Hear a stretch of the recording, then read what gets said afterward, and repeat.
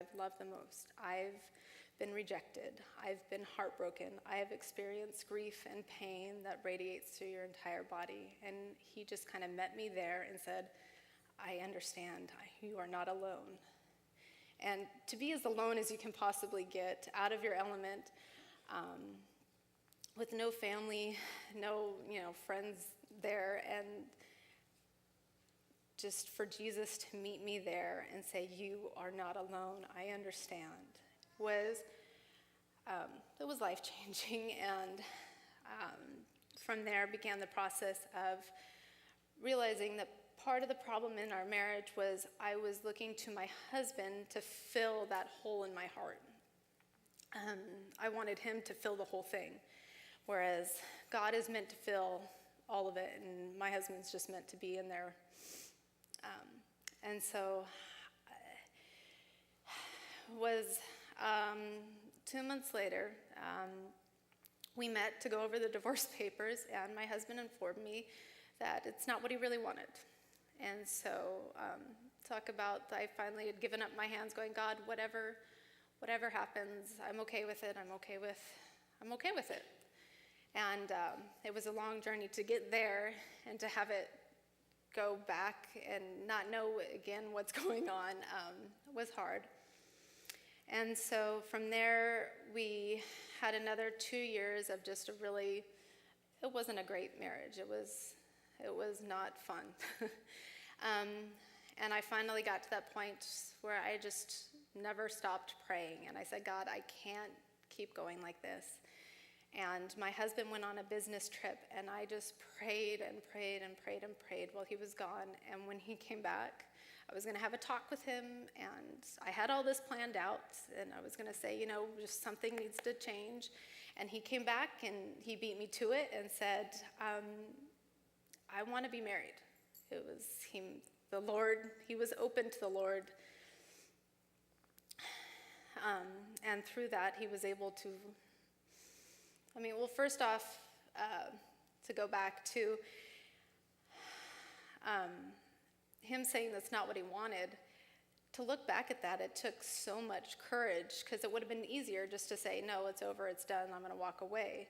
But the courage it took for him to say, no, I want to work on this, he had to deal with me as an emotional wreck, and he had to deal with my family, which all love me dearly, and he knew that it wasn't going to be an easy, welcome back. It was a process of gaining their trust again as well. And just the courage in my husband to come back was, it was God. And so just being able to see miracles happen like that in my husband, because he was open to God, was just amazing. So once we were both in it, to be in it for good, then it's been uphill ever since then. So we've been married for 11 years now, and yeah.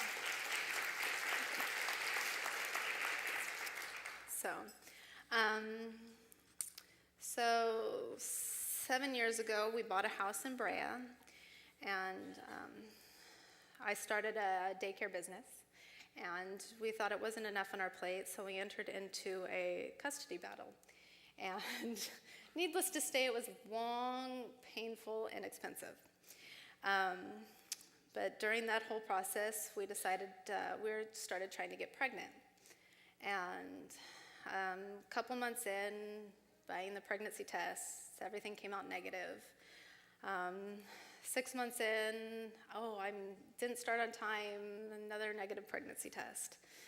9 months, same story. 12 months, I don't know how much I spent in pregnancy tests, but it was way too much. At 18 months of trying, I finally started getting ready and looking into fertility doctors and different options. And so I was getting ready to make all the appointments, and I was pregnant. And so it was really the moment when I said, God, what is going on? And someone just said, maybe it's not God's time yet. And it was, again, a remembrance of everything that had happened, and okay, fine, it's not God's time yet. And I gave it over to God, and God answered my prayers. It was wonderful to go through that experience with my Bible study group of women, including Kristen and many women who are here today.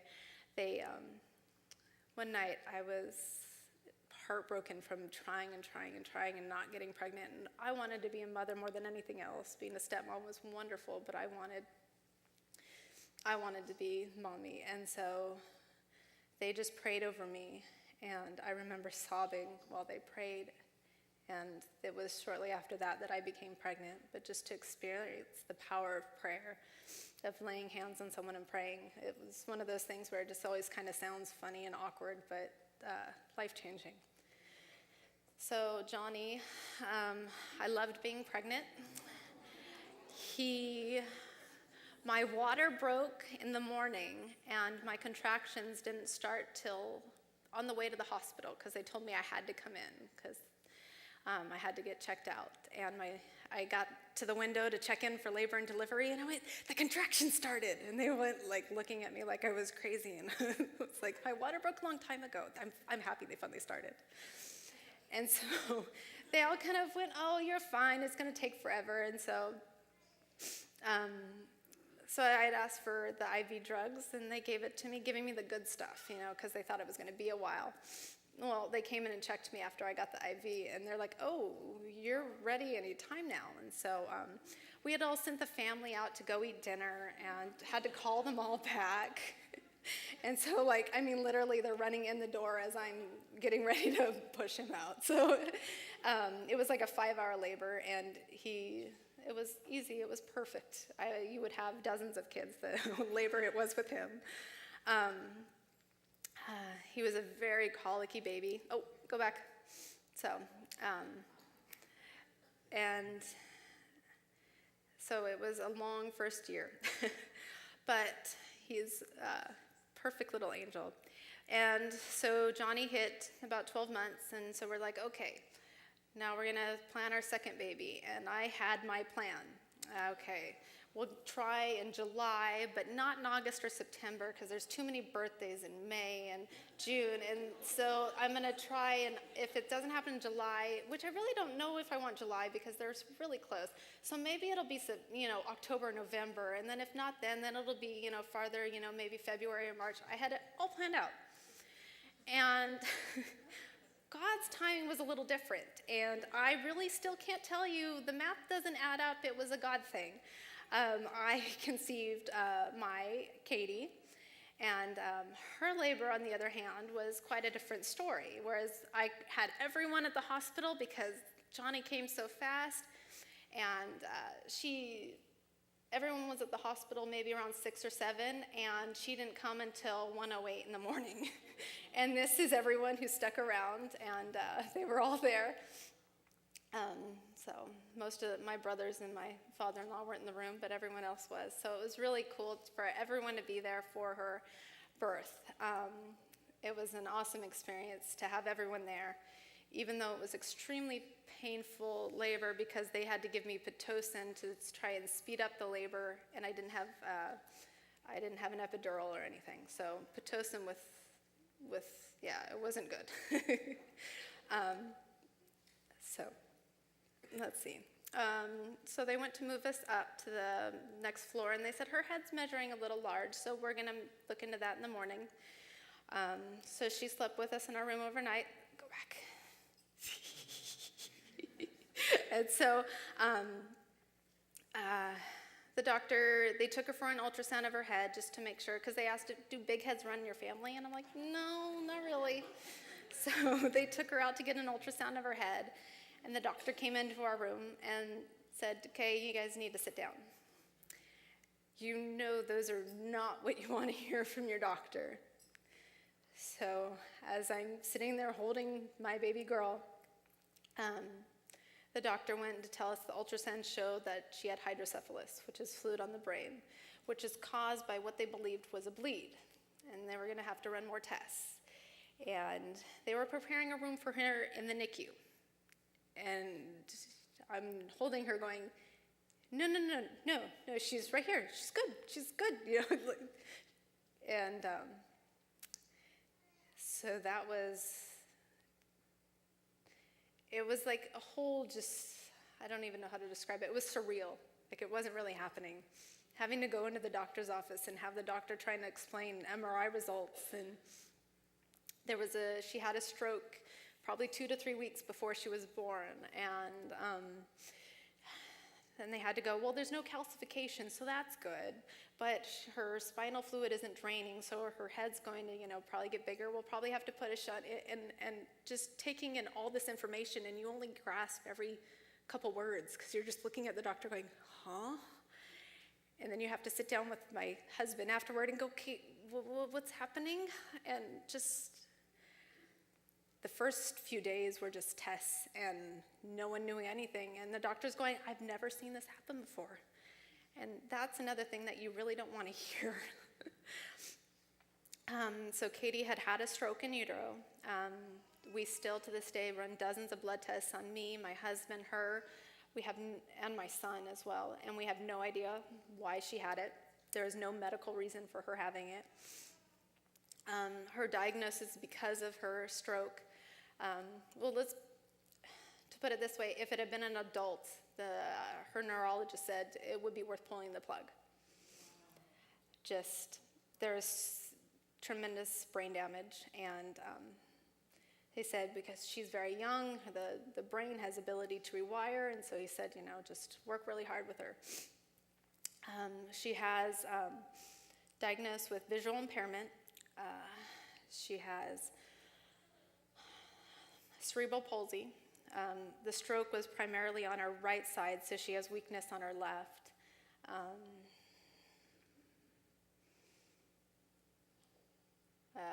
Those are the two big things, but there's a whole list in her chart which basically come back to those two things. Okay. So, the time in the NICU, that was a surreal experience. You can go to the next slide. I had a little boy at home who wasn't 2 yet. He was still 1, and he hadn't been away from me until I gave birth. I run the in-home daycare. I've been blessed to be able to stay home with my kids, and he had never been away from me for more than a couple hours. And here he is. We were in the hospital for 2 days when she was born. I come home, and I'm leaving every couple hours to go back and feed Katie. And the first couple days were exhausting. Just you're feeding every 4 hours, and so we had to drive a half hour to get there, and so it was just, I'd be home for an hour, and then an hour and a half, and then I'd have to leave again. And so the first day I tried to make every single feeding, and I couldn't function. I felt like my insides were gonna fall out. I felt like I was falling apart physically. I don't know half the times how I got to the hospital. It was just kind of autopilot, and it's that scary fact of you're pulling into the parking lot, not remembering the drive. So I cut down on how many times I went to the feedings, because I knew that I was breastfeeding. I needed to take care of myself, otherwise I wouldn't be able to produce the milk that she needed, and I knew she needed it, and it was very important. So just having to deal with waiting was excruciating. They didn't know what was going on, so they ran all the tests, and we're just waiting. And then they're like, okay, so we're gonna put a shunt in, and just waiting. They did a spinal tap, and we wanna see the results, and more waiting. And then they scheduled the surgery, and then they changed it, more waiting. So she was in the NICU for 16 days total. On day 14, she went into surgery, and waiting in that waiting room was torture, because I couldn't eat, I couldn't think, I couldn't read, I couldn't do anything, just sit there and wait for the doctor to walk through those doors and say, everything went fine. And the time was nearing when, okay, the doctor should be coming out soon. And I had another angel who sent me a text. And it was Katie's nurse. And she said, we're just entering into the surgery. And so I couldn't have imagined having to wait another 2 hours before finding out that, oh, no, it was just, we didn't start until the time it was supposed to be over. And then she got out of surgery, and they said, okay, well, give us 15 minutes to kind of wake her up, pull the tubes out, and then you can come see her. And we kept checking, and they kept saying, no, she's not ready, no, she's not ready. And then I realized why when I walk into the room and I see my 2-week-old baby girl laid out. She was under the heating lamp. She was bright pink and bright orange from the surgery, and just, I couldn't stand up. It was the first time I felt close to hyperventilating and passing out. That it's not supposed to be like this. That's my baby girl. I'm her mommy. I'm supposed to protect her. This isn't supposed to be happening. And just, I'm her mommy. I should be able to fix this, and I couldn't. So 2 days later, on Johnny's birthday, she was able to come home. So it was a great birthday present for Johnny. So coming home from the NICU, you'd think, okay, it starts to get, a little bit easier, but she had 40 doctor visits the first year. She had over 100 therapies, which only started after she hit 6 months. So with each doctor visit, it was just, it kind of messed with your whole day, because it would just, you anticipate it, and then you go, and then it just throws everything off for the rest of your day. And so just all the doctor visits of, yeah, she's doing good, and that's about it. No one tells you anything more. No one, thank you. No one, there's no, she'll probably be fine. There's just, she's doing good for now. And come back in 3 months. And then her pediatrician was concerned because she's very petite. And I took her to see the gastrointestinal doctor, and she just came into the room and started chatting and was looking at Katie and going, oh, I don't think you have anything to worry about. Let me look at her medical records. So she sat and she looked at her computer and she read. And then she turned and she looked at Katie and just went, wow, this girl isn't the girl that's here. And she just, beside herself, going, she was speechless. She didn't know what to say other than, wow, this isn't the same girl. And so it took me kind of, off guard, but I thought it was pretty cool. I'm like, okay, good. She's doing great. And so I came home, and I actually sat down and looked up all the words from her medical report. And the one word I had read, I remember reading after she was born, but I never internalized really what it meant. It was softening of brain tissue.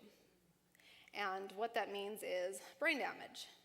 And it's not mild, it's not moderate, severe brain damage.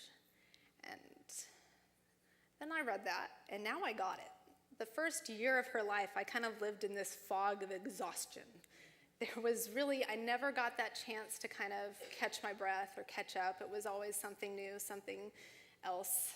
There was never a break. I never recouped any of my time to be not exhausted. So just having to grasp, now she's a year old. She had just, at 11 months, started army crawling. And at 1 year, she started scooting on her bottom. It was the very cutest thing, I have to admit. She was really fast, too. But even watching her and being able to be thankful that, with severe brain damage, she was doing great. But then depression hit, and I've struggled with this my whole life. But then having to deal with the exhaustion of still never having caught up, having to still deal with, I think her second year there was 20 doctor's appointments, but then there was like over 200 therapy appointments, and is exhausting. And then depression and having to deal with that, and seeing Katie at 15 months, she couldn't see you across the room. And having to go, is my daughter basically blind? I mean, I know she can see. I get that. But she's never going to see a tree. She's never going to really see a flower. Is she really ever going to see my face and know what I look like? And just having to grasp that. And through this whole time with Katie, I've been truly blessed by my brother, who was set up a blog for Katie when she was in the hospital. And I am very thankful for that, because it was an easy way to keep people informed on her progress, but it was also a way to rekindle the prayer for her. And so I went to the doctor, the optometrist, and they said, yeah, at 15 months, she's seen about 3 to 6 month, age, so she could probably see about 20 feet. That's it, and we don't know how good that quality of 20 feet is. I sent out a blog update and just said, please pray for her vision. And God answered our prayers, because even that she still has serious visual issues, but we were outside and I watched her see the duck that flew overhead, follow the duck across the sky, and I started crying, going, she saw the bird, she saw it. And it just makes me think of, there's a quote, and I've seen it on Facebook, but one person's every day is someone else's miracle. And just, you really don't, you take for granted just your senses. I mean, Katie has trouble with her left hand, where she cannot isolate any of her fingers. So, she can't do this. I mean, just the simple things of isolating your finger. Okay, go to the next slide. I'll talk about this one. And so here, the first one, let's see, I think she was 2 months old. That side. And the photographer had no idea of her diagnosis or anything, and so she kept trying to get her to turn her face. But Katie would only look to one. Yeah, she would only look to the right. Her eyes only looked to the right. So that was just where she was in her development, and the photographer kept trying to get her to turn her head. And I was just like, just take the picture. That's what you're gonna get. But I mean, it's who she is. And then the other one is her 2-year-old picture. And she is filled with joy. There's no other word to describe Katie other than joyful. She, after the depression hit, one thing I really started to do was read my Bible. I had been a Christian my entire life, and I'd never actually sat down and read the Bible. I knew a verse here, a verse there, but never sat down and read it. So I read it from Genesis to Revelations, about 9 months, and it was an awesome experience. And it's not the easiest thing to do. There were some days where I'm like, what is this Bible talking about? And then there were other things that just spoke to me. There's this one verse in Luke where Jesus tells the father, don't be afraid, just have faith and she will be healed. And they go, and the little girl's fine. And so I'm able to hold on to stuff like that, and it can't be any more perfect. There's verses where they talk about John and say how he was filled with the Holy Spirit in his mother's womb. And that's kind of how I like to think of Katie. I mean, because that stroke that she had 2 to 3 weeks before she was born was God. And I've seen the miracle in her recovery, because if you saw her today, you would not know the journey she's been through, the journey we have been through. She tucks her arm up when she runs. She's got a little funny step, but she is happy. She talks, she runs, she jumps, she dances, and you wouldn't know. And I am blessed, and I count my blessings every time I put her to bed. Every morning she wakes up and she says, "Mommy, I waked up this morning. I waked up this morning." And she'll go, "Daddy, I waked up this morning." "Johnny, waked up this morning." And I just, it says, don't forget to pray today, because God didn't forget to wake you up today. I mean, she just reminds me of that every morning, and just her smile. She is on from the moment she wakes up to the moment she falls asleep. She is go, go, go, go, go. And I couldn't be any more blessed by that, because that is part of her personality that has got her where she is today. So through this whole journey, where I am today, I have learned to trust God. His timing is good. I can look at the experience of receiving the divorce papers from my husband, and as heartbreaking as it was, I wouldn't change a thing. Our marriage is stronger because of that experience. And I am able to encourage people who are going through divorces that don't give up hope, pray, because miracles happen, but just put it in God's hands. Because no matter what you do to worry about it, it's not going to change the other person. I put my husband in God's hands, and I just kind of threw my hands up. I can't do anything, and I accepted that fact, and God did the work. With Katie, it was God's timing of when I conceived her, because a few months later, the judge allowed Casey to come live with us, and things were tense, and needless to say. And Katie was born, and I sent out a please pray text to just everyone sitting while I was in the waiting room. And the one person to text me back was Casey's mom. And then